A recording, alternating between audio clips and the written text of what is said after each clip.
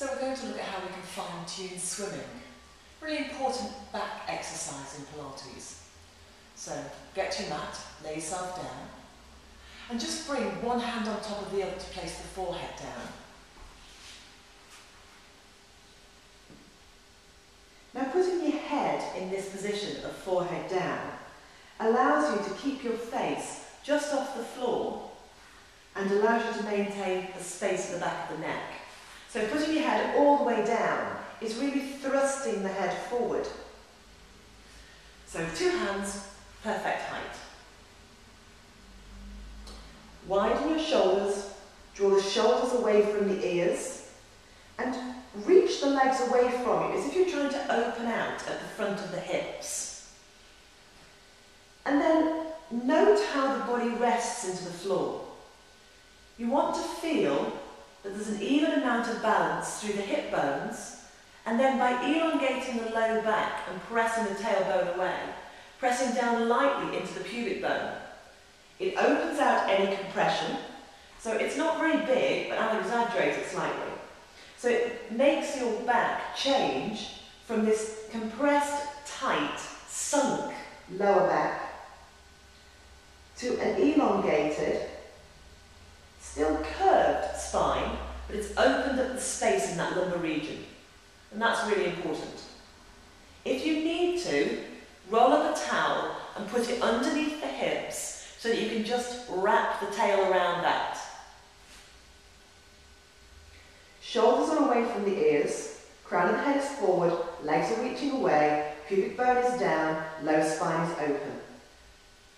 Keeping that corset wrapping abdominal connection, as you breathe out, you're going to elongate one leg, float, and keep that hip from sinking heavily. So the back of the pelvis stays level, and then breathe into lower.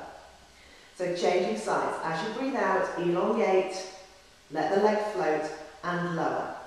So you're just going to do that from side to side. So keep that going as you keep those hip bones very still, back of the pelvis level, and the lower back open. We're still pressing away. You'll feel your glutes working. Really important to work these glutes. Strong glutes support a weak low back. And you should feel no compression to your low back at all. So this is just the legs of swimming. If you're a little bit more advanced, you could take the same preparation, but extend so that both legs are floating. Now, be very sure that to float both legs, you don't sink, okay? It's not a real height thing.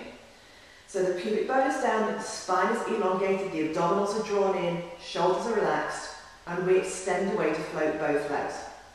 And then you can swim your legs, and how many swims you do per in-breath and how many swims you do per out-breath is really up to you. Shoulders are still relaxed, abdominals are still drawn in, glutes are active. So that would be a couple of options for the legs. Then you could leave your face floating just off the floor as if the hands were still there and move the arms forward. Watch out for taking the shoulders up onto the ears. Draw the shoulders down. This time leave the legs down and just mimic what you did with the legs with the arms.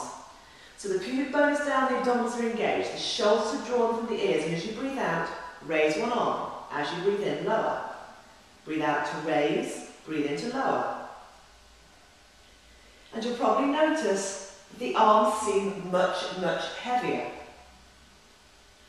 But we're working now to the upper back, back of the shoulder. Try not to let your body lift here, just work the arms. And you could, of course, if you wanted to, it adds weight, but you could add both arms, shoulders draw down, abdominals are still drawn in. How many beats you do per in-breath, how many beats you do per out-breath, entirely up to you.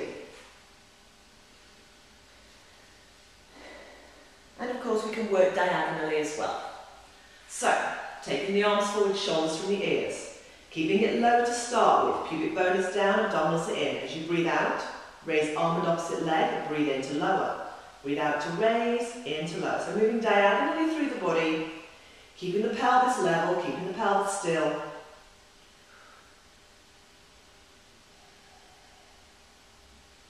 Or you could add a little bit of pace into that.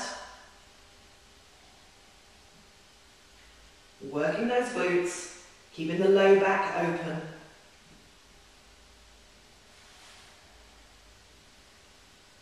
And then just let your legs relax. So, there's a couple of options there.